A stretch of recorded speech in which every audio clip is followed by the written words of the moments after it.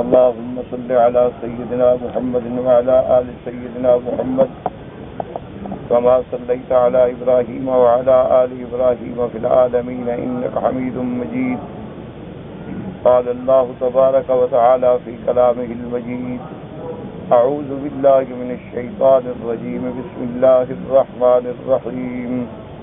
وقال الذين كفروا لرسلهم لنخرجنكم من أرضنا أو لتعودن في ملتنا فأوحى إليهم ربهم لنهلكن الظالمين ولنسكننكم الأرض من بعدهم ذلك لمن خاف مقامي وخاف وعيد. واستفتحوا وخاب كل جبار عنيد من ورائه جهنم ويسقى من ماء صديد يتجرعه ولا يكاد يصيبه ويأتيه الموت من كل مكان وما هو بميت ومن ورائه عذاب غليظ. قال المؤلف والمفسر رحمه الله تعالى: أدام النفع بعلومه وعلومكم في الدارين آمين. إلى أن قال: يخبر تعالى أما تواعدت به الأمم الكافرة رسلهم من الإخراج من أرضهم والنفي من بين أظهرهم، كما قال قوم شعيب له ولمن آمن به: لنخرجنك يا شعيب والذين آمنوا معك من قريتنا. اب اللہ تبارک و تعالی ان آیات مبارکہ میں خبر دیتے ہیں کہ جو کفار نے اپنے پیغمبروں کو، اپنے انبیاء اور رسول کو تہدید کی اور ڈرایا کہ ہم آپ کو اپنے ملک سے نکال دیں گے، اپنی قوم سے نکال دیں گے. اور یہ کافروں کی عادت ہے، کفار کی یہ عادت ہے، جیسے کہ حضرت شعیب علیہ السلام کو ان کی قوم نے کہا تھا: لَنُخْرِجَنَّكَ يَا شُعَيْبُ وَالَّذِينَ آمَنُوا مَعَكَ مِنْ قَرْيَتِنَا، کہ شعیب علیہ السلام ہم آپ کو اور آپ پر ایمان لانے والوں کو اپنے شہر سے نکال دیں گے. کیونکہ قریے کا اطلاق جہاں بستی پہ ہوتا ہے وہاں کبھی شہر پہ بھی ہوتا ہے. تو یہ کافروں کا ہمیشہ سے طریقہ ہے، چونکہ ان کے پاس طاقت ہے، قوت ہے، دولت ہے، وہ اس پہ ناز کرتے ہیں کہ بھی ہم ان کو نکال دیں گے، چند آدمی ہیں. اسی لیے انبیاء علیہ السلام کو ہجرت کرنی پڑی. یہی ارادہ تھا جو کفار نے میرے آقا محبوب دو عالم سیدنا محمد مصطفیٰ صلی اللہ علیہ وسلم کے خلاف بھی کیا تھا کہ یخرجوک، ہم آپ کو نکال دیں، او یقتلوک، یا یہ ہے کہ بالکل نعوذ باللہ قتل کر دیں. تو یہ کفار کا پرانا طریقہ ہے اور آج تک چلا آ رہا ہے کہ بھی کفار یہ چاہتے ہیں کہ یا تو نعوذ باللہ ہم اپنا دین چھوڑ کے ان کے دین اور ملت میں شامل ہو جائیں، یا وہ پھر ہمیں اپنے علاقوں سے، اپنے شہروں سے، اپنے ماتحت قوموں سے نکال دیں. وَكَمَا قَالَ قَوْمُ لُوطٍ أَخْرِجُوا آلَ لُوطٍ مِّن قَرْيَتِكُمْ، جیسے کہ لوط علیہ السلام کی قوم نے بھی یہی مشورہ کیا تھا کہ لوط علیہ السلام کو اپنے شہر سے نکال دو، یہ روز ہمارے خلاف تقریر کرتے ہیں، روز ناراضگی کا اظہار کرتے ہیں، ان کو ہی نکال دو. وقال تعالی اخبارا عن مشرکی قریش، اور اللہ تبارک و تعالی نے قرآن مقدس میں فرمایا کہ کفار قریش اور مشرکین قریش نے بھی یہی پروگرام بنایا تھا. وَإِن كَادُوا لَيَسْتَفِزُّونَكَ مِنَ الْأَرْضِ لِيُخْرِجُوكَ مِنْهَا وَإِذًا لَا يَلْبَثُونَ خِلَافَكَ إِلَّا قَلِيلًا، کہ انہوں نے بھی یہ چاہا تھا کہ آپ کو ڈرائیں تاکہ آپ ان کی زمین سے چلے جائیں. لیکن اللہ تبارک و تعالیٰ کی شان ہے کہ ان کے بعد ان کو بھی اللہ نے ٹھکانہ نہ دیا. یہ اللہ تبارک و تعالیٰ کی سنت اللہ ہے. جیسے فرمایا وَإِذْ يَمْكُرُ بِكَ الَّذِينَ كَفَرُوا لِيُثْبِتُوكَ أَوْ يَقْتُلُوكَ أَوْ يُخْرِجُوكَ کہ کافروں نے جب خفیہ تدبیریں کی کہ آپ کو قید کر دیں یا قتل کر دیں یا نکال دیں، وَيَمْكُرُونَ وَيَمْكُرُ اللَّهُ وَاللَّهُ خَيْرُ الْمَاكِرِينَ، انہوں نے بھی تدبیریں کی لیکن اللہ کی تدبیر سب پہ غالب ہے۔ وَكَانَ مِن صُنْعِهِ تَعَالَىٰ أَنَّهُ أَظْهَرَ رَسُولَهُ وَنَصَرَهُ، اور اللہ تبارک و تعالیٰ نے اپنے پیغمبر کی مدد کی، اللہ تبارک و تعالیٰ نے اپنے پیغمبر کو غلبہ دیا۔ وَجَعَلَ لَهُ بِسَبَبِ خُرُوجِهِ مِن مَكَّةَ أَنصَارًا وَأَعْوَانًا وَجُنْدًا يُقَاتِلُونَ فِي سَبِيلِ اللَّهِ تَعَالَىٰ، اور کافروں نے جب میرے محبوب کو ہجرت پہ مجبور کر دیا تو اللہ تبارک و تعالیٰ نے اپنی ہی حضور صلی اللہ علیہ وسلم کی ایسی مدد کی کہ مدینے میں جانے کے بعد آپ کو بڑے وفادار انصار ملے، مددگار ملے، بہت بڑا لشکر ملا جو اللہ کے راستے میں جہاد کے لیے تیار ہے۔ تو لہذا کافر جو ہیں وہ اپنی تدبیریں کرتے ہیں اسلام کو مٹانے کے لیے، لیکن ان کو پتہ نہیں ہے کہ جتنی ہی تم تدبیریں کر لو، جتنا ہی تم مسلمانوں کو اور اسلام کو اور عالم اسلام کو دباؤ، اللہ تبارک و تعالیٰ کی شان ہے کہ اللہ ان کو اور ہی عزت عطا فرما دے۔ حتیٰ کہ حضرت امام احمد بن حنبل رحمۃ اللہ علیہ فرماتے ہیں کہ اللہ تبارک و تعالیٰ نے جب مجھ پر امتحان آیا اور اس امتحان میں میرے اوپر کوڑے برسائے گئے، جیلوں میں ڈالا گیا، لیکن حضرت امام احمد بن حنبل رحمۃ اللہ علیہ فرماتے ہیں کہ اس کے بعد جو اللہ نے مجھے عزت دی، میں سوچ ہی نہیں سکتا تھا کہ اتنی تکلیفوں کے بعد یہ کوڑے میرے لیے رحمت اور عزت کا سبب بن جائے۔ اسی طرح دیکھیں کہ امام ابو حنیفہ رحمۃ اللہ علیہ نے جیل کاٹی، لیکن آج بھی دنیا میں کائنات میں اور کوئی مسلمان ملک نہیں ہوگا اور نہ عالم اسلام کا کوئی دین کا ادارہ ہوگا جہاں ان ائمہ اربعہ پہ کروڑوں رحمتیں نہ بھیجی جاتی۔ روزانہ ہر مسلمان کہے گا رحمت اللہ علیہ، رحمت اللہ علیہ، یعنی آپ حیران ہوں گے کہ ہم اپنے والدین پہ بھی اتنی رحمتیں نہیں بھیجتے، ہم اپنے والدین دادا بابا کو بھی کوئی اتنا یاد نہیں کرتا، لیکن جتنا الحمدللہ اصحاب رسول کو یاد کیا جاتا ہے، اہل بیت رسول کو یاد کیا جاتا ہے، تابعین، محدثین، مجتہدین اور ائمہ فقہا کو یاد کیا جاتا ہے۔ وجہ کیا ہے کہ انہوں نے اللہ کے لیے تکلیفیں اٹھائیں اور اللہ نے ان کے نام کو اونچا کر دیا۔ تو اسلام کو جتنا مٹانے کی کفر کوشش کرے گا، جیسے آج موجودہ دور میں بھی آپ دیکھ رہے ہیں، یہ قرب قیامت کے قریب کے فتن ہیں اور یہ ہونا ہے، لیکن انجام کار جو غلبہ ہے وہ اسلام کا ہے۔ اس لیے فرماتے ہیں وصل رحمۃ اللہ علیہ فتح مکہ التی اخرجتہ ومکنہ فیہا، اور اللہ تبارک و تعالیٰ نے پھر اپنی نصرت سے جس مکہ مکرمہ سے کافروں نے میرے مدنی پاک کو نکالا تھا وہی مکہ فتح ہو گیا۔ اللہ تبارک و تعالیٰ نے اسی مکے کی سلطنت اور حکومت جو ہے وہ بھی حضور پاک کو عطا فرما دی۔ یا حضور ہجرت فرما رہے ہیں یا ایک فاتح کی حیثیت سے مکے میں داخل ہو رہے ہیں۔ کوئی تصور کر سکتا تھا کہ سیدنا ابو بکر رضی اللہ تعالی عنہ کے ساتھ ہجرت کرنے والا ایک وقت ایسا بھی آئے گا کہ ہزاروں کا لشکر لے کے مکے میں داخل ہوں گے؟ تو اللہ تبارک و تعالی نے اسی ہجرت کو نصرت کا سبب بنا دیا۔ وَأَرْغَمَ أُنُوفَ أَعْدَائِهِمْ مِنْهُمْ مِنْ صَائِرِ أَهْلِ الْأَرْضِ حَتَّى دَخَلَ النَّاسُ فِي دِينِ اللَّهِ أَفْوَاجًا، اور مفسر رحمۃ اللہ علیہ فرماتے ہیں کہ حضور کے جتنی دشمن تھے ان کی ناک کٹ گئی، ان کی ناک مٹی میں مل گئی، ان کی عزت جو تھی وہ ختم ہو گئی، حتیٰ کہ ایسا دین چمکا میرے مدنی محمد مصطفیٰ کا، حتیٰ دخل الناس فی دین اللہ افواجا، پہلے تو کوئی ایک مسلمان ہوتا تھا وہ بھی چھپ چھپ کے، لیکن ایک وقت آ گیا کہ فوجوں کی فوجیں، جماعتوں کی جماعتیں، قبیلوں کی قبیلے اسلام میں آ رہے۔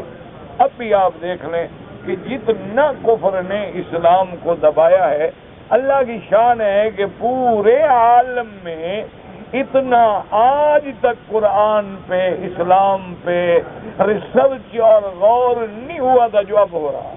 کہ پوری دنیا حیران ہے کہ مسلمان اور اسلام ہے کیا، آخر کیا وجہ ہے کہ سارا کفر ان کے خلاف برانگیزتا ہے؟ تو ساری دنیا میں آپ حیران ہوں گے کہ کافروں کے ملک میں یعنی اللہ کے قرآن کا ترجمہ جو ہے وہ دکانوں پہ جاتا ہے اور ملتا نہیں، 1 منٹ میں فروخت ہو جاتا ہے۔ اللہ تبارک و تعالیٰ کی شان ہے، اور ہزاروں کی تعداد میں لوگ جو ہیں وہ اسلام میں داخل ہو رہے ہیں۔ تو یہ اللہ تبارک و تعالیٰ کو منظور ہوتا ہے۔ ایک طرف تو تکلیف ہوتی ہے لیکن اسی تکلیف کو اللہ راحت میں بدل دیتے ہیں، جیسے کہ سیدہ عائشہ صدیقہ رضی اللہ تعالی عنہا کے شان کے بارے میں اللہ نے قرآن میں فرما دیا، لا تحسبوہ شر لکم بل ہوا خیر لکم، میرے محبوب آپ کو تکلیف پہنچی ہے لیکن آپ اس کو برائی نہ سمجھیں، اسی میں آپ کے لیے ہم بھلائی کر دیں گے۔ اور آپ اندازہ فرمائیں کہ خود سیدہ صدیقہ فرماتی ہیں، وہ کہتی ہیں خدا کی قسم ہے مجھے اتنا گمان نہیں تھا، یہ تو مجھے یقین تھا کہ میرا دامن پاک ہے، میں اللہ کے نزدیک بے گناہ ہوں، تو اللہ تبارک و تعالی حضور کے دل میں بات ڈال دے یا زیادہ سے زیادہ حضور صلی اللہ علیہ وسلم کو خواب میں دکھلا دیں گے کہ آپ کی زوجہ مطہرہ پاک ہیں، لیکن مجھے پتا نہیں تھا کہ اللہ میری ایسی شان بلند کریں گے کہ قرآن میں ایک رکوع اتاریں گے جو قیامت تک میری شان میں پڑھا جائے گا۔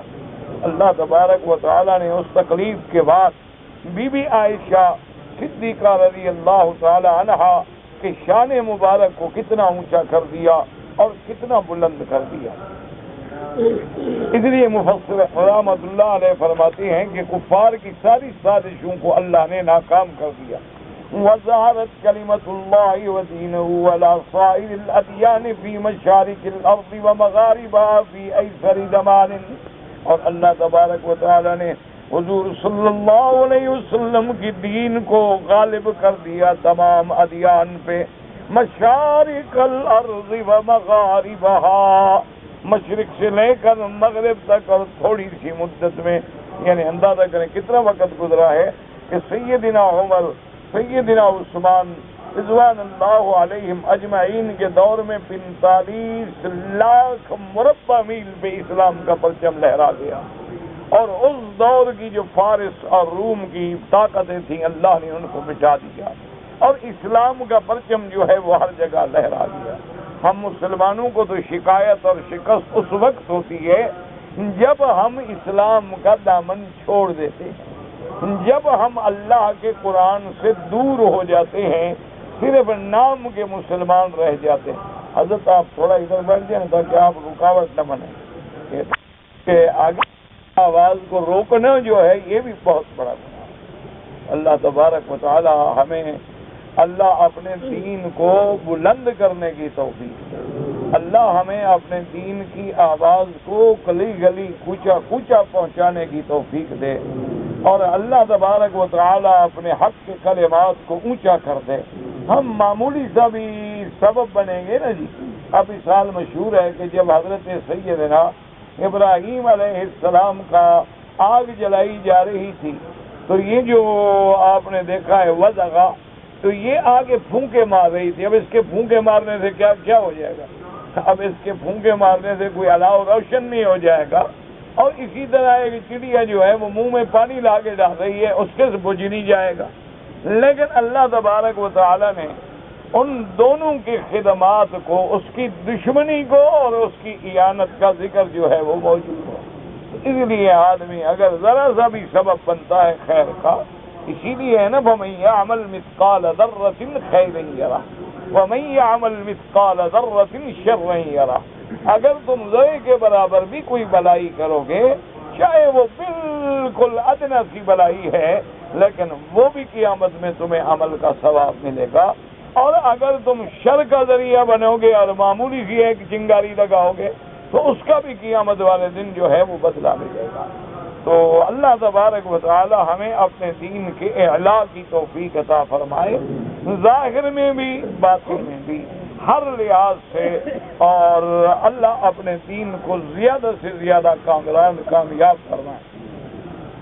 اس لیے حضور صلی اللہ علیہ وسلم کے دین کو اللہ تبارک و تعالی نے ایک تھوڑی سی مدت میں پوری دنیا پہ پہنچا دیا۔ فلهذا قال تعالى فأوحى إليهم ربهم لنهلكن الظالمين وَلَنُسْكِنَنَّكُمُ الْأَرْضَ مِنْ بَعْدِهِمْ. اللہ پاک نے وحی بھیجی اپنے پیغمبروں کو مت گھبرائیں، ہم ظالموں کو ہلاک کر دیں گے، ہم آپ کے دشمنوں کو ہلاک کر دیں گے، اور ان کی ہلاکت کے بعد ان کی زمینوں میں آپ لوگوں کو ٹھہرائیں گے، آپ کو اقتدار دیں گے، عزت دیں گے، حکومت دیں گے. اور دل سے دعا کیا کرو کہ آج بھی جو کفر کا طوفان اٹھا ہے اللہ ان کو بھی ہلاک کر دے. اللہ تبارک و تعالی ہر طاغوت کو، اللہ تبارک و تعالی ہر فرعون کو، اللہ تبارک و تعالی ہر متکبر و جبار کو اپنی قدرت قاہرہ سے مٹا ڈالیں. اللہ تبارک و تعالی مسلمانوں کی، اللہ پاک عالم اسلام کی، اللہ تبارک و تعالی کلمے پڑھنے والوں کی جان، مال، آبرو، عزت کی حفاظت فرمائیں. آج ہم کمزور ہیں، آج ہم بے بس ہیں، آج ہم بالکل قرآن سے دور ہیں، اسلام سے دور ہیں. نہ ہمارے گھروں میں دین ہے، نہ ہمارے بڑوں میں دین ہے، نہ ہمارے چھوٹوں میں دین ہے، نہ ہمارے نوجوانوں میں دین ہے، نہ ہماری عورتوں میں دین ہے. بالکل ایک نام ہے مسلمانوں کا، لیبل ہم نے لگا رکھا ہے، ورنہ ہم اسلام سے بہت دور ہو گئے. لیکن جتنے گندے ہو جائیں، جتنے برے بن جائیں، نام لیوا تو ہے نا اللہ اور اللہ کے رسول، اس کا کلمہ تو پڑھتے ہیں، لا الہ الا اللہ محمد الرسول. اور جہاں مسلمان مارے جاتے ہیں، جہاں مسلمانوں کو شہید کیا جاتا ہے، جہاں مسلمانوں کے گھروں کو جلایا جاتا ہے، تو کوئی یہ تو نہیں کہتا کہ بھئی یہ اچھے لوگ نہیں تھے اس لیے ہم نے مارا ہے. وہ کہتے ہیں مسلمان ہی مارے گئے نا، نام تو اسلام اور مسلمانوں کا مٹ رہا ہے. تو اللہ تبارک و تعالیٰ سے دعا کریں کہ اللہ اپنے وعدے کے مطابق، یہ سنت اللہ ہے کہ جب ظلم حد سے بڑھ جاتا ہے تو مٹ جاتا ہے. اس لیے اللہ نے قرآن میں یہ فیصلہ کر دیا کہ ہم نے اپنے پیغمبروں کو وحی بھیجی کہ اطمینان کرو، لَنُهْلِكَنَّ الظَّالِمِينَ، ہم ظالمین کو ہلاک کر دیں. اسی طرح اللہ پاک نے فرمایا وَلَقَدْ سَبَقَتْ كَلِمَتُنَا لِعِبَادِنَا الْمُرْسَلِينَ إِنَّهُمْ لَهُمُ الْمَنْصُورُونَ وَإِنَّ جُنْدَنَا لَهُمُ الْغَالِبُونَ. جیسے اللہ نے فرمایا کہ یہ میرا فیصلہ ہو چکا ہے کہ میں اپنے رسول، اپنے پیغمبروں کی مدد کروں گا، اور وہی مدد، ان کی مدد کی جائے گی، اور میرے نام لیوا اور میرا لشکر جو ہے اللہ کے ماننے والوں کا وہ ہمیشہ غالب ہوگا. وقال اللہ تبارک و تعالی كتب اللہ لأغلبن انا ورسلی. اللہ نے لکھ دیا ہے، فیصلہ کر دیا ہے کہ اللہ تبارک و تعالی رسولوں کو اور ان کے ماننے والوں کو غالب کریں. ان اللہ قوی عزیز. اللہ تبارک و تعالی قوت والے بھی ہیں، غالب بھی ہیں، وہ قدرت رکھتی ہیں، وہ جو چاہے کر دیں. اس لیے فرماتے ہیں وَلَقَدْ كَتَبْنَا فِي الزُّبُورِ مِن بَعْدِ الذِّكْرِ. اللہ پاک نے زبور میں بھی یہ فیصلہ لکھ دیا. اسی طرح سیدنا موسیٰ علیہ السلام نے اپنی قوم سے کہا تھا وَقَالَ مُوسَىٰ لِقَوْمِهِ اسْتَعِينُوا بِاللَّهِ وَاصْبِرُوا. اللہ تبارک و تعالیٰ کے پیغمبر سیدنا موسیٰ علیہ السلام نے قوم کو وصیت کی کہ اے میری قوم، اللہ تبارک و تعالیٰ سے مدد پکڑو اور تکلیفوں پہ صبر کرو. ان الارض للہ، زمین سب اللہ کی ہے، ملک سب اللہ کے ہیں. یورثها من یشاء من عبادہ، اللہ جن کو چاہے اپنے بندوں کو عطا فرمائے. والعاقبۃ للمتقین، اور آخر کامیابی جو ہے ان لوگوں کے لیے ہے جو اللہ سے ڈرنے والے ہیں. اور الحمدللہ مسلمان کتنا برا ہو آخر متقی ہے، کیونکہ وہ شرک سے بچنے والا ہے، وہ کفر سے بچنے والا ہے، اور وہ اللہ سے ڈرنے والا ہے، آخرت پہ یقین رکھنے والا ہے، عذاب قبر سے ڈرنے والا ہے، میدان محشر سے ڈرنے والا ہے. وہ کسی نہ کسی حال میں متقین میں شامل ہے. اور انشاءاللہ ثم انشاءاللہ اللہ تبارک و تعالی، بظاہر ہم دیکھتے ہیں نا کہ ایک فیصلہ ہمارے خلاف ہو رہا ہے، لیکن اسی میں اسلام کی عزت ہوتی ہے. ہم تو جانتے نہیں نا، اسی میں اسلام کا غلبہ ہوتا ہے. وقال تبارک و تعالی وأورثنا القوم الذين كانوا يستضعفون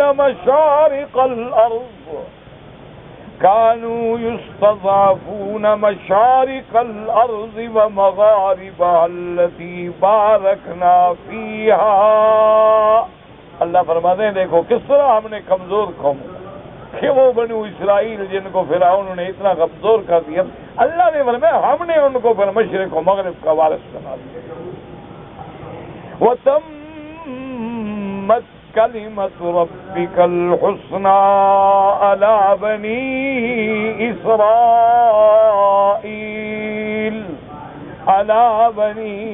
إِسْرَائِيلَ بِمَا صَبَرُوا ودمرنا ما كان يصنع فرعون وقومه وما كانوا يعرشون.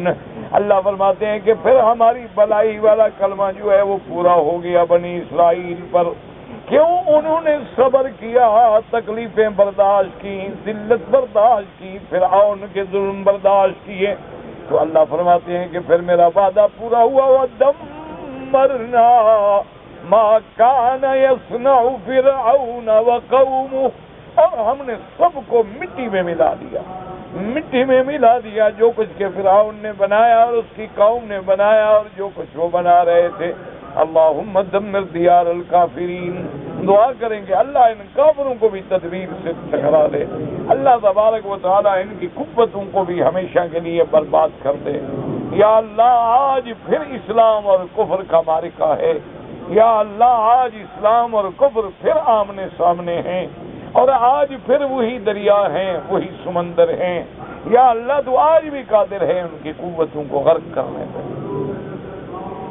وَقَوْلُهُ تَبَارَكَ وَتَعَالَى ذَلِكَ لِمَنْ خَافَ مَقَامِي وَخَافَ وَعِيدِ. أي وعيدي هذا مقامي بين يدي يوم القيامة وخشم وعيدي وهو تخفيفي وعذابي كما قال تبارك وتعالى. اللہ تبارک و تعالیٰ فرماتے ہیں یہ کامرانی اور کامیابی ان لوگوں کے لیے ہے جو ڈر گئے اس دن سے جس دن میرے سامنے کھڑا ہونا ہے. یوم یقوم الناس لرب العالمین، کہ قیامت والے دن ہم نے اللہ کے دربار میں پیش ہونا اور اللہ تبارک و تعالیٰ کی درگاہ میں کھڑا ہونا ہے اور ذرے ذرے کا حساب ہونا ہے. اور میری اس وعید سے جو ڈر گئے، اور وہ وعید کیا ہے کہ جو میں نے اپنے تخویفات اور عذاب کا ذکر کیا ہے، جیسے اللہ فرماتے ہیں فَأَمَّا مَنْ طَغَى، جو سرکش بن گیا. میرا مولا آج کفر سرکش بن گیا. فَأَمَّا مَنْ طَغَى وَآثَرَ الْحَيَاةَ الدُّنْيَا فَإِنَّ الْجَحِيمَ هِيَ الْمَأْوَىٰ، کہ جو سرکش بن گیا اور جس نے اس دنیا کی زندگی کو ترجیح دی اور آخرت کو بلا بیٹھا، پر جہنمی اس کا ٹھکانہ ہے. اور جو اپنے رب سے ڈر گیا، اپنے رب کی دربار میں حاضری سے ڈر گیا، اس کے لیے اللہ نے جنتیں رکھی ہیں. وَلِمَنْ خَافَ مَقَامَ رَبِّهِ جَنَّتَانِ. یا اللہ عالم اسلام کی جنت اور کامیابی کا فیصلہ فرما. یا الہ العالمین کفر کی ہلاکت کا فیصلہ فرما. یا اللہ کفار کے لیے ان کی تدبیروں کو ہلاکت بنا دے، ان کی قوت کو میری امیت کر دے. یا اللہ تو قادر ہے، تیرے آگے کیا مشکل ہے. ہم جیسے ہیں تیرے دروازے پہ بیٹھ کے تجھ سے بھیک مانگتے ہیں. وَخَابَ كُلُّ جَبَّارٍ عَنِيدٍ.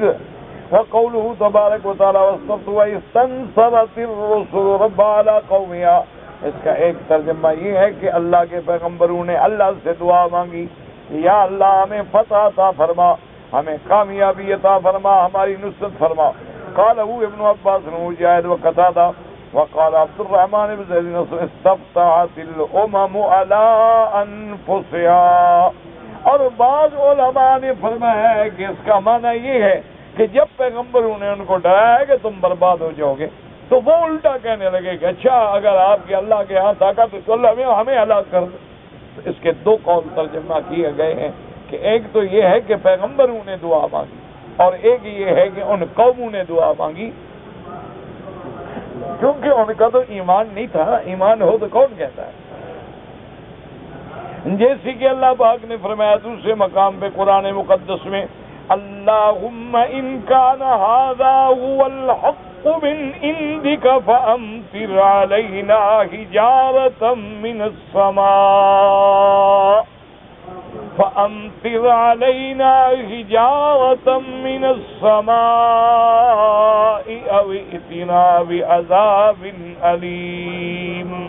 نعوذ باللہ کہتے تھے کہ یا اللہ یہ پیغمبر جو کہتے ہیں اگر یہ حق ہے تو آپ ہم سے آسمانوں سے پتھروں کا عذاب برسا دے، یہ اور عذاب دردناک عطا فرما۔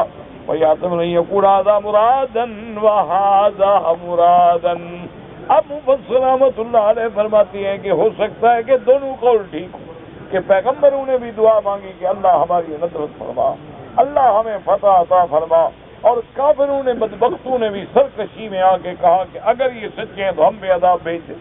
تو ہو سکتا ہے کہ یہ بات بھی ٹھیک ہو، کیونکہ اس کی وجہ یہ ہے، یاد رکھے کہ اگر تفسیر میں مفسرین کرام کے دو قول آ جائیں یا حدیث مبارک میں سرکار دو عالم کے دو فرمان آ جائیں تو پھر محدثین کوشش کرتے ہیں ان کو جمع کرنے تاکہ حضور کے دونوں فرمان سچے، تاکہ کسی کو اب حدیثیں دونوں ہیں اور دونوں فرمان ہیں اور دونوں حدیثیں صحیح ہیں، تو اس کا حل یہ ہوتا ہے کہ پھر علماء محدثین ان کو جمع کرنے کی کوشش کرتے ہیں، اور اگر خدا نہ کرے جمع کی بھی کوئی صورت نہ نکلے تو پھر دیکھتے ہیں کہ اول کیا ہے اور آخر کیا ہے۔ تو اس کا معنی ہے کہ آخری حکم جو ہے وہ پہلے حکم کا ناسخ ہے، تو اس لیے ہمیشہ یاد کریں۔ اب دیکھیں نا، جیسے ایک حدیث مبارک ہے اور صحیح حدیث ہے، ایک آدمی نے حضور سے آ کے سوال کیا کہ یا رسول اللہ صلی اللہ علیہ وسلم، میں اگر روزے کے ساتھ ہوں اور میری بیوی بھی روزے کے ساتھ ہے تو کیا ہم ایک لحاف میں ایک بستر پہ ایک چادر پہن کے سو سکتے ہیں؟ حضور نے فرمایا کہ نہیں، اب وہ چلا گیا۔ اس کے بعد ایک آدمی آیا، اس نے بعین ہی سوال کیا، اس نے کہا کہ یا رسول اللہ صلی اللہ علیہ وسلم، آدمی اگر روزے کے ساتھ ہے تو کیا اپنی بیوی کے ساتھ لیٹ سکتا ہے؟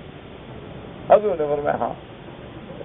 تو اب دونوں جگہ سوال بھی ایک ہے، مسئلہ بھی ایک ہے کہ بھئی روزے کی حالت میں میاں بیوی اکٹھے لیٹ سکتے ہیں یا نہیں لیٹ سکتے ہیں؟ جماع تو حرام ہی حرام ہے نا، وہ صاف بات ہے۔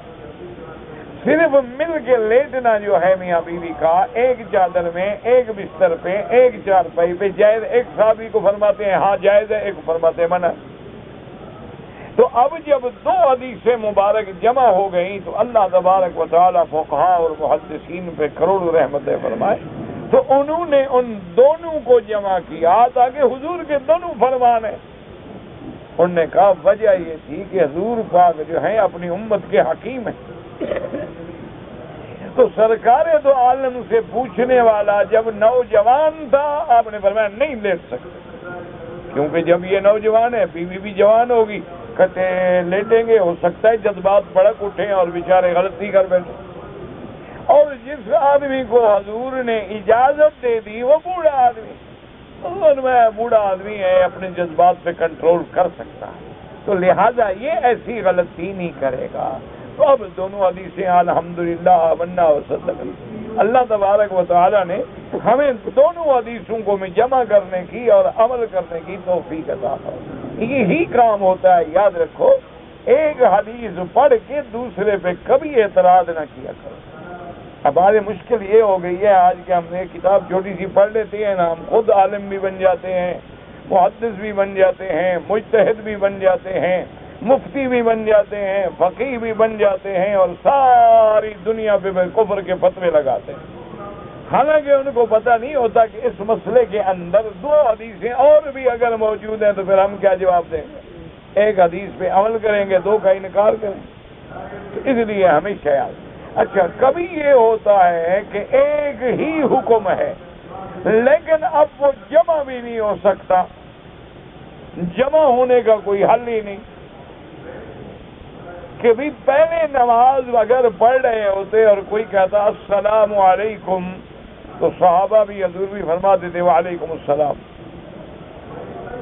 اور بعد میں نماز پڑھ رہے ہیں کوئی سلام کرے جواب نہیں دیتے۔ تو اب محدثین نے ان دونوں حدیثوں کو دیکھا کہ بھی سلام کرنے والی حدیث مبارک جو ہے وہ بھی صحیح ہے اور سلام نہ کرنے والی حدیث مبارک بھی صحیح ہے، اور دونوں فرمان رسول عربی ہیں صلی اللہ علیہ وسلم جن کو کوئی مسلمان انکار نہیں کر سکتا۔ تو اب محدثین نے جمع کیا کہ بھئی پہلے نماز میں سلام کا جواب دینا جائز تھا، بعد میں منسوخ ہو گیا وہ حکم، حضور نے منع کر دیا، تو لہذا جن حدیثوں میں جائز ہے وہ پہلے کی حدیثیں ہیں اور جن حدیثوں میں منع ہے وہ بعد والی حدیثیں ہیں۔ تو اب آخری حدیث جو ہے اس کا حکم قیامت تک کے لیے جاری ہو گیا کہ بھی حالت نماز میں ہمیں بولنے کی اجازت نہیں ہے، حالت نماز میں حتیٰ کہ کوئی سلام کرے ہمیں جواب دینے کی بھی اجازت آ گئی کہ ایک حدیث مبارک کا حکم منسوخ ہے اور ایک حدیث مبارک کا حکم جو ہے وہ نسخ۔ اب اسی طرح دیکھیں بخاری شریف کی روایات میں ملتا ہے اور صحیح احادیث میں ملتا ہے کہ صحابہ فرماتے ہیں کہ ہم متا کرتے تھے۔ متے کا معنی کیا ہوتا ہے؟ یاد رکھیں، متے کا معنی ہوتا ہے کہ ایک عورت کے ساتھ آ کر اتفاق کرنا کہ بھائی 2 دن کے لیے یا 4 دن کے لیے یا 8 دن کے لیے یا 10 دن کے لیے میں اس شہر میں رہوں گا تو تم میری بیوی کی حیثیت میں میرے ساتھ رہو گی، کیا لو؟ اس نے کہا مثلاً میں 1000 دوں، انہوں نے کہا ٹھیک ہے مجھے قبول ہے، خلاص وہ رہتے تھے۔ یہ ہے متا، متا مانا نفع اٹھانا، نہ اس میں نکاح ہے، نہ گواہ ہے، نہ میراث ہے، نہ ورثہ ہے، نہ کوئی طلاق ہے، نہ کوئی چیز ہے، اس کو کہتے ہیں متا، اور یہ صحابہ فرماتے ہیں کہ ہم نے کیا ہے اور حدیثیں بھی صحیح ہیں۔ حتیٰ کہ ایک صحابی نے اپنا عجیب واقعہ سنایا، وہ کہنے لگے کہ ہم 2 آدمی تھے، دونوں ایک عورت کے پاس تھے۔ وہ کہتے ہیں کہ میرا ساتھی جو ہے وہ جوان تھا اور میں بوڑھا تھا، لیکن میرے پاس بڑی قیمتی چادر تھی، تو میں نے اس عورت سے کہا کہ ہم 2 آدمی ہیں، ہم 2 میں سے جس کو تم پسند کرو، میں تمہیں اگر ایک رات 1 دن میرے ساتھ رہو تو یہ قیمتی چادر تمہیں دوں گا۔ اور اس نے جوان نے کہا کہ میرے پاس تھوڑے سے پیسے ہیں، اگر قبول کرو تو میں یہ دوں گا۔ تو صحابی کہتے ہیں کہ اس عورت نے اس جوان کو قبول کیا، میری قیمتی چادر کو قبول نہیں کیا، اور بوڑھے کو کیا کرے گی؟ اسی لیے مشکل ہے نا، آج کل بوڑھے کو قبول کرتا ہے۔ تو اتنی احادیث میں یعنی تفصیلات موجود ہیں، لیکن بعد میں میرے آقا نے سرکار دو عالم نے صلی اللہ علیہ وسلم نے صریح حدیث آ گئی کہ نہان المتع، حضور نے مت سے منع کر، اور اللہ نے قرآن میں فیصلہ کر دیا کہ الا علی ازواجہم او ما ملکت ایمانہم فانہم غیر ملومین فمن ابتغى وراء ذلك فَأُولَئِكَ هُمُ الْعَادُونَ۔ اللہ نے فرمایا میرا مدنی اب صرف 2 عورتیں حلال ہیں، یا تو حقیقی بیوی حلال ہے یا جو جنگ میں مال غنیمت میں باندھی ملے وہ حلال ہے، اس کے علاوہ اب کوئی متع شدہ اور کوئی راستہ حلال۔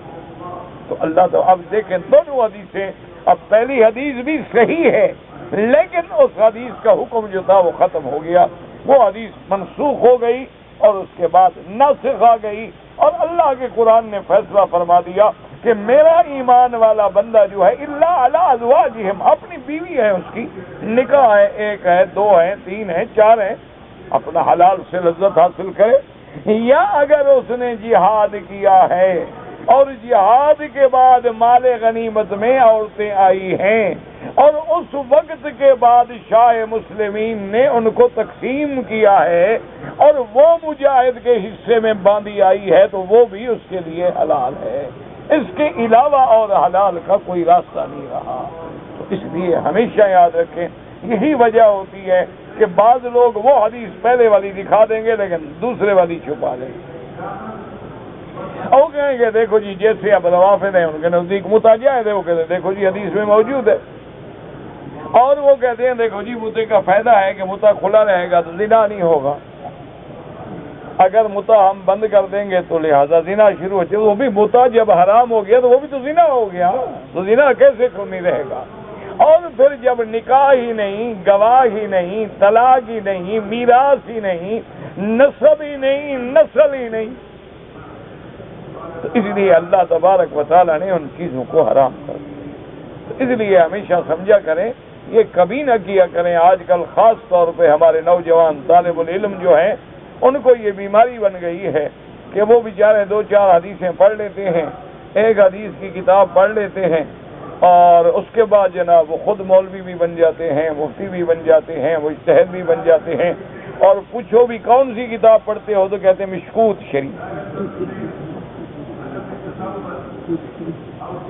اب جس بندے کو کیا کرے آپ، اور دعا کرو اللہ ان کو بھی ہدایت دے، اللہ ہمیں بھی ہدایت دے۔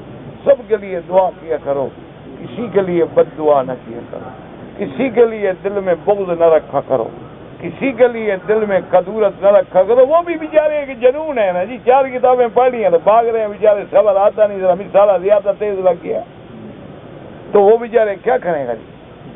لیکن جو علماء ہوتے ہیں وہ ساری حدیثوں پہ نظر ڈالتے ہیں کہ بھئی یہ دیکھو یہ دین کا مسئلہ ہے، اگر خدا نہ کرے میں زبان سے کوئی لفظ نکال بیٹھوں اور وہ فرمان عربی کے خلاف ہوا تو میں تو جہنم میں گیا۔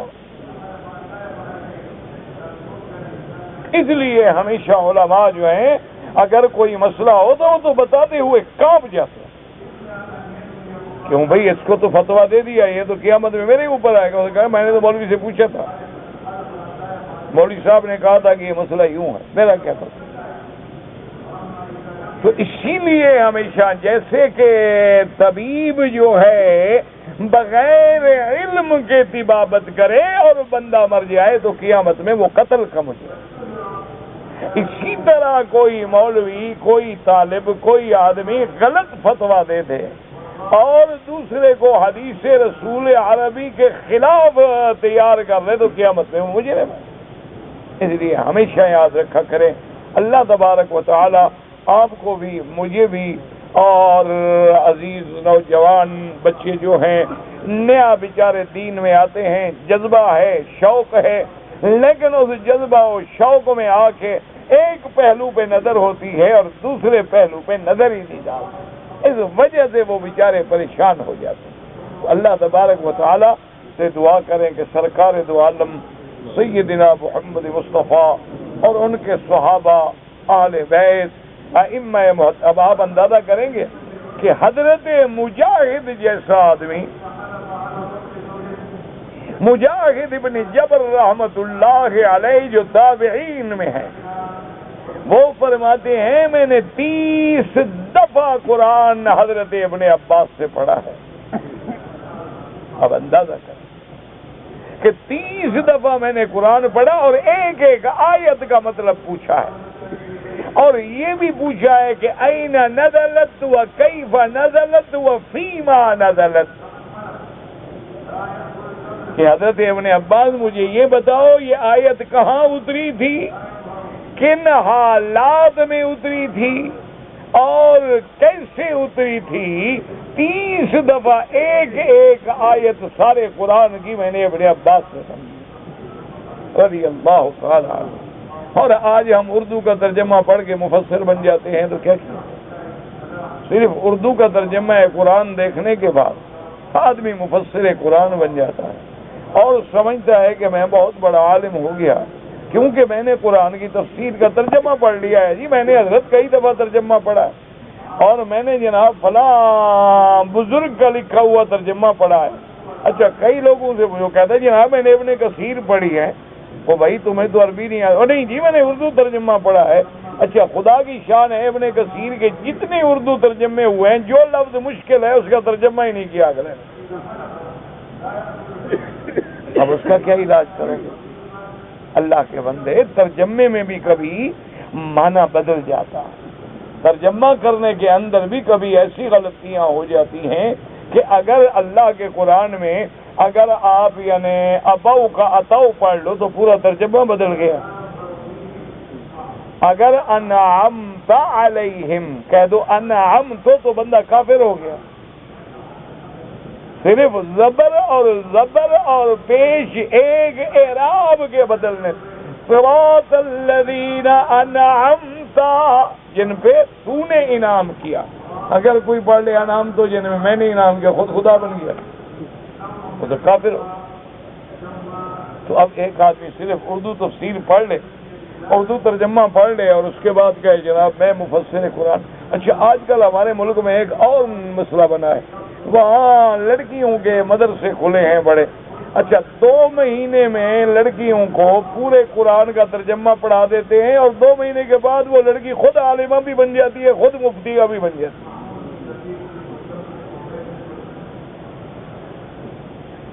اب کیا کریں؟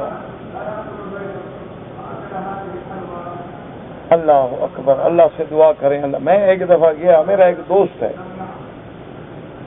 کہنے لگا جی میری بچی جو ہے ماشاءاللہ وہ عالمہ ہو گئی. میں نے کہا اللہ کا شکر، مبارک. اللہ تبارک و تعالی مبارک کرے بھی تمہارے. بڑی اس سے بڑی کیا نعمت ہے کہ گھر میں بچی عالمہ ہو.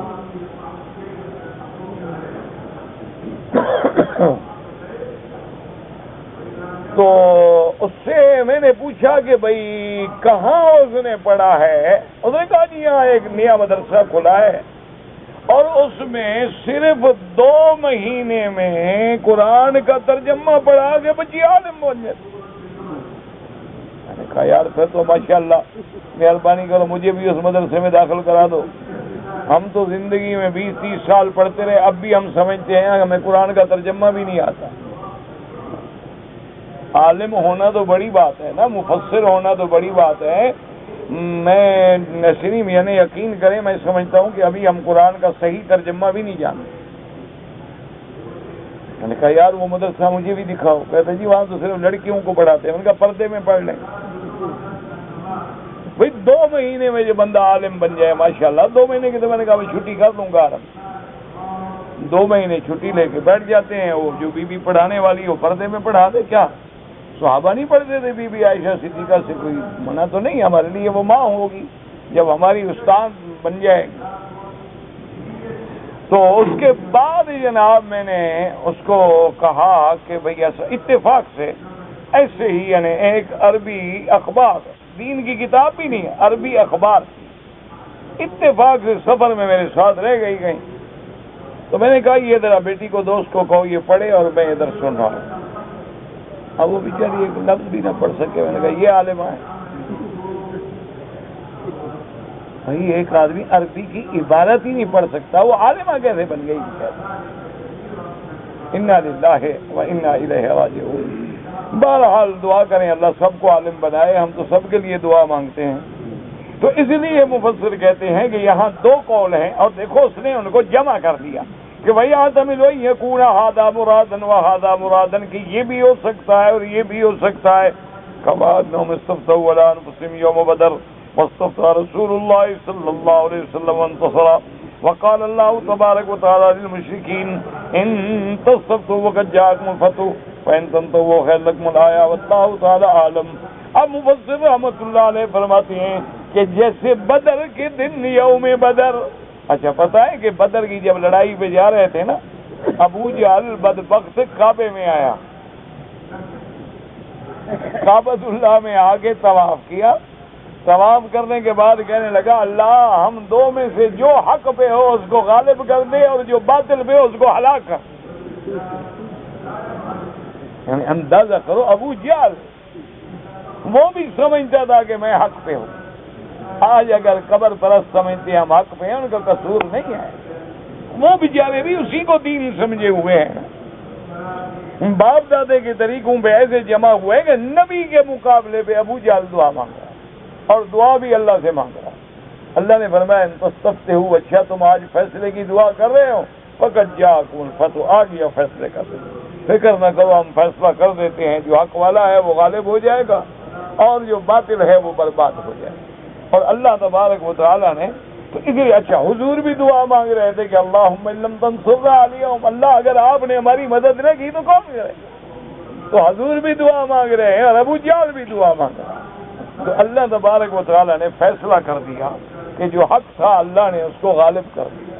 اللہ تبارک و تعالیٰ سے دعا کریں کہ اللہ آج بھی حق کو غالب کر دے، اللہ آج بھی اسلام کو غالب کر دے، اللہ تبارک و تعالیٰ آج بھی مسلمانوں کی لاج رکھ لے، عالم اسلام کی حفاظت فرما لے، عالم عرب، بلاد عرب اور بلد الامین کو ہر فتنے سے محفوظ فرما دے۔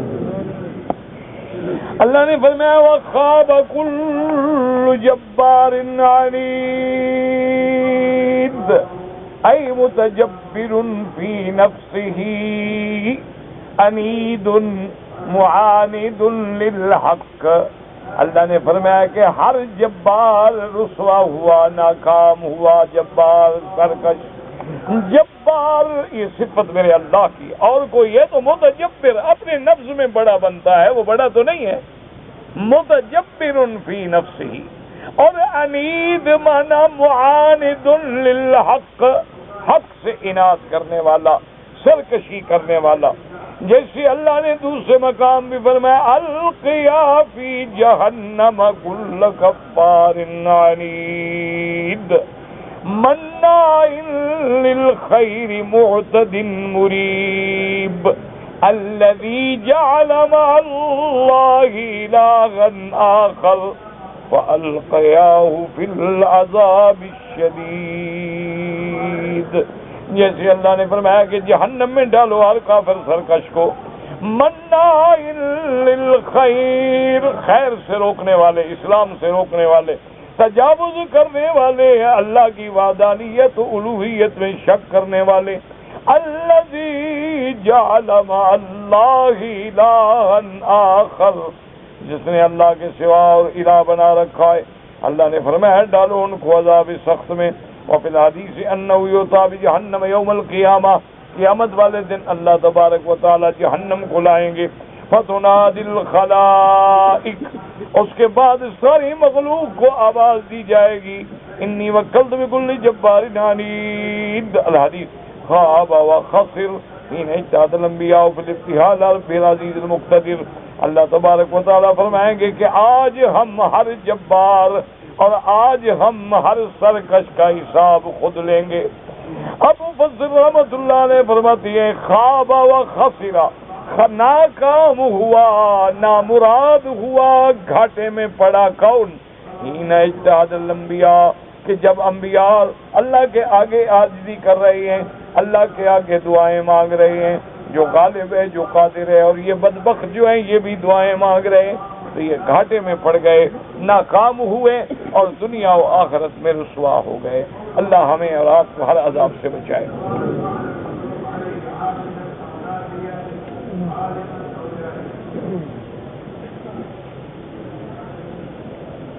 کہتے جی کہ میں نے ایک گائے خریدی 5,000 روپے میں، پھر میں نے کسی دوسرے آدمی کو دے دی کہ بھی اس گائے کو تم اپنے پاس رکھو اور اس کی حفاظت، پالنا، گھاس کھلانا ولانا تمہارا، اور یہ تمہارے اور میرے درمیان میں نصف نصف ہو۔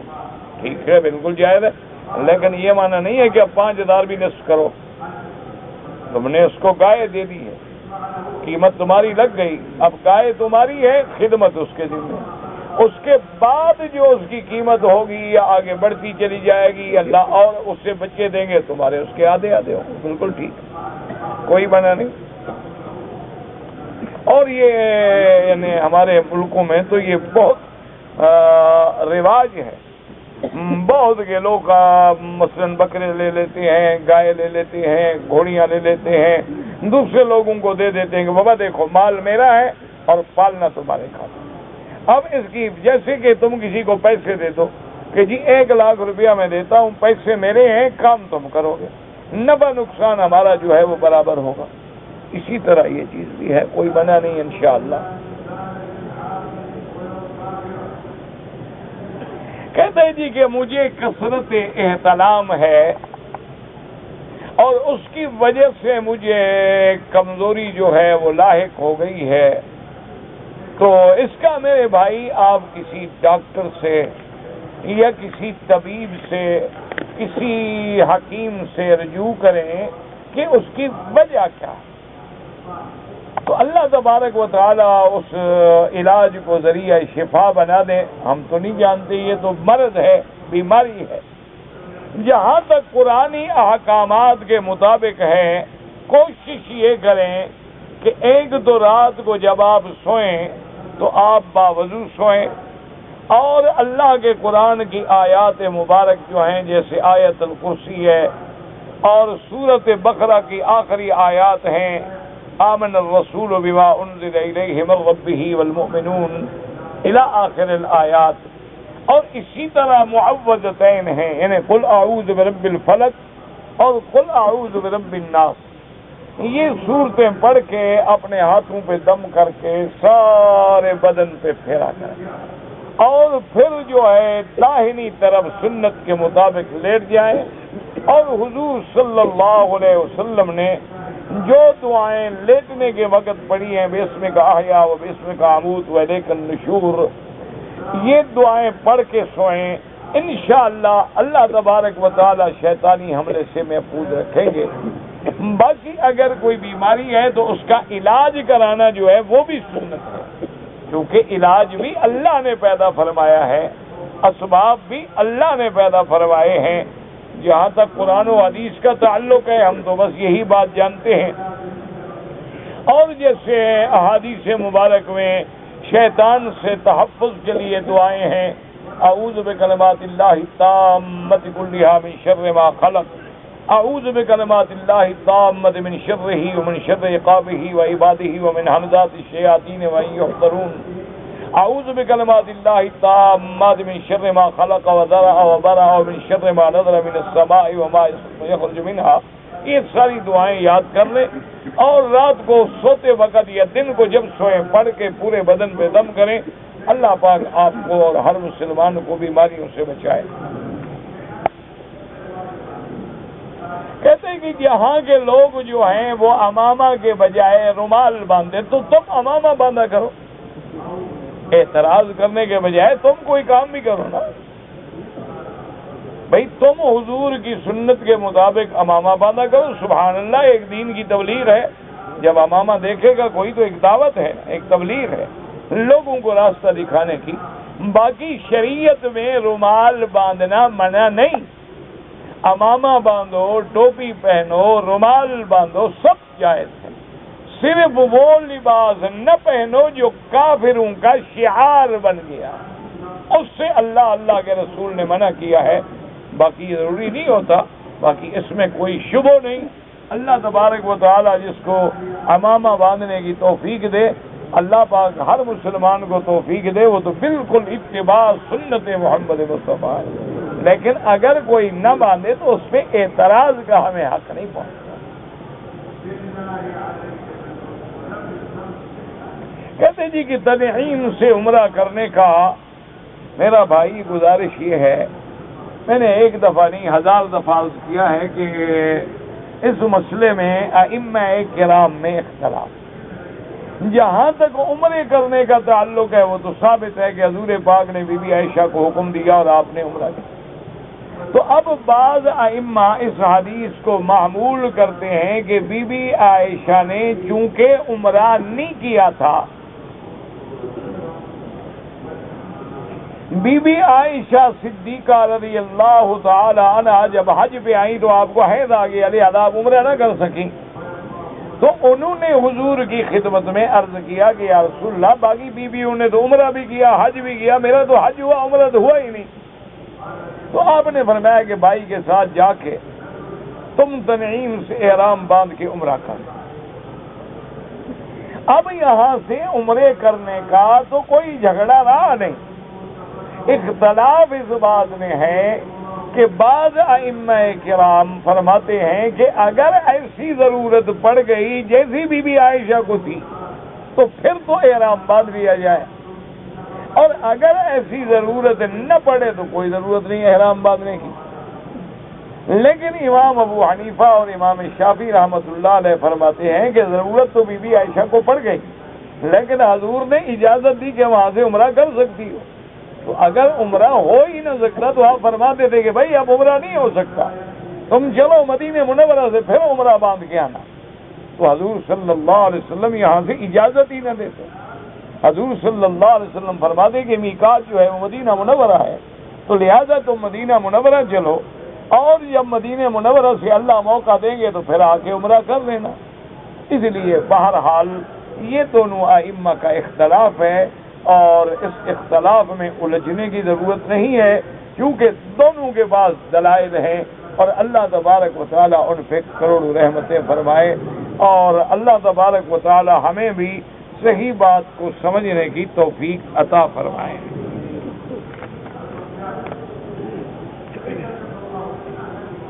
کہتے جی کہ ریاض سے یا دمام سے، بھئی ریاض سے یا دمام سے جب آپ مکہ آئیں تو صاف بات ہے کہ آپ میقات سے گزریں گے۔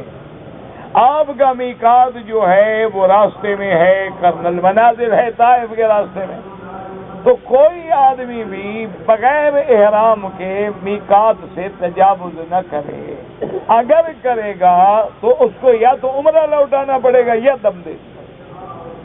تو اس لیے بہرحال ہاں صرف امام احمد ابن حنبل رحمۃ اللہ علیہ فرماتے ہیں کہ اگر ریاض اور دمام سے آنے والا بندہ کسی کام کے لیے آ رہا تھا، نوکری کے لیے آ رہا تھا، کسی بھائی کو ملنے کے لیے آ رہا تھا، اس کی نیت عمرے کی تھی ہی نہیں، وہ کہتے ہیں اگر احرام نہ باندھے تو جرمانہ نہیں ہوگا۔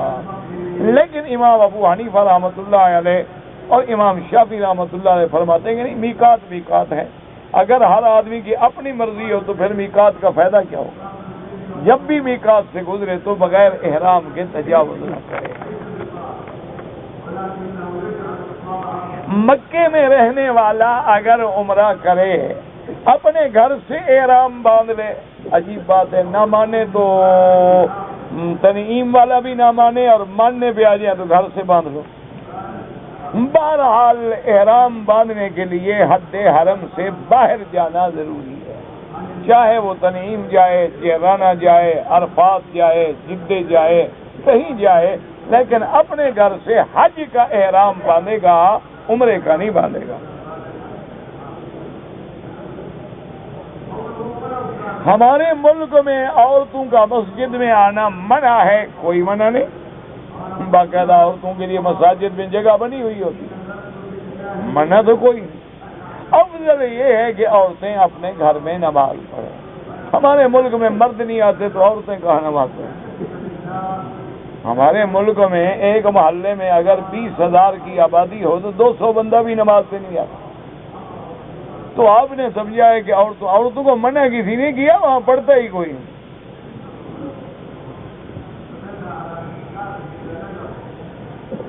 عورت کی مسجد کیوں نہیں؟ عورتوں کی مسجد الگ نہیں ہوتی، یہی مسجد ہے، یہاں پڑھتی ہے۔ اللہ کو معلوم ہے، لیکن شیطان کو حکم کیوں دیا؟ تو اللہ سے پوچھنا مولوی مکی کا کیا قصور ہے؟ میرا کیا گناہ ہے؟ تمہیں لکھنا آتا نہیں اور مسئلہ پوچھتا ہے تقدیر کا۔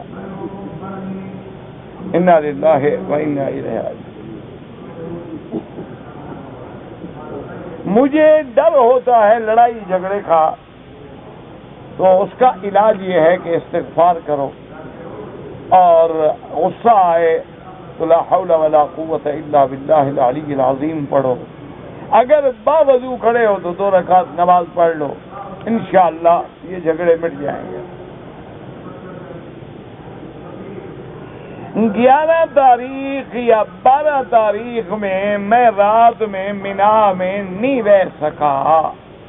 اگر کوئی عذر ہے تو کوئی دم نہیں. انشورنس کے بارے میں علماء نے ابھی تک فتویٰ نہیں دیا ہے. بعض علماء فرماتے ہیں کہ تھرڈ پارٹی کی مجبوراً جائز ہے ورنہ جائز نہیں. ایسے دارالعلوم یا دارالافتاء سے پوچھا کریں. نماز کا اردو، ہندی، فارسی اچھا کیا فارسی ہے کرے گا نماز صحیح ہوتا؟ اچھا کیا کرے؟ اچھا یعنی کوئی بندہ نماز میں بجائے سورت فاتحہ پڑھنے کے اردو ترجمہ پڑھنا شروع کر دے، یہ سبحان ربی العظیم کے بجائے اردو ترجمہ پڑھنا شروع کر دے تو نماز نہیں ہوگی. نماز کے لیے ضروری ہے کہ اللہ کے قرآن مبارک کی سورت فاتحہ، اسی طرح اللہ کے قرآن کی سورت یا کم از کم 3 آیات، اسی طرح رکوع میں سجود میں سبحان ربی العظیم، سبحان ربی الاعلی، اور اسی طرح تشہد میں. اور یہ ساری چیزیں جب تک نہ آئیں اس وقت تک تو اللہ پاک آپ کی نماز انشاءاللہ قبول کر دیں گے. لیکن مسلمان کو چاہیے کہ وہ 1-2 دن میں سیکھ لے. باقی اردو زبان میں یا فارسی زبان میں یا کسی دوسری لغت میں نماز کے اندر ان آیات کا ترجمہ بطور قرآن نہیں پڑھا جا سکتا. واللہ اعلم وعلمہ اتم. اللہم صلی علی سیدنا محمد وعلى آل سيدنا محمد كما صليت على إبراهيم وعلى آل إبراهيم في العالمين إنك حميد مجيد. اللهم أنت ربي لا إله إلا أنت الأحد الصمد الفرد الذي لم يلد ولم يولد ولم يكن له كفوا أحد. يا حي يا قيوم يا ذا الجلال والإكرام. اللهم انصر الإسلام والمسلمين. اللهم انصر الإسلام والمسلمين. اللهم انصر الإسلام والمسلمين. اللهم اهلك أعداءك أعداء الدين. اللهم اهلك أعداءك أعداء الدين. اللهم اهلك اليهود والهنود الوثنيين ومن شايعهم من الكفار والمشركين. اللهم دمر ديارهم. اللهم شتت شملهم. اللهم فرق جمعهم. اللهم زلزل أقدامهم. اللهم خالف بين كلمتهم. اللهم مزقهم كل ممزق. اللهم إنا نجعلك في نهورهم ونعوذ بك من شرورهم. اللهم من أرادنا وأراد بلادنا وبلاد الإسلام والمسلمين بسوء فأسقله بنفسه.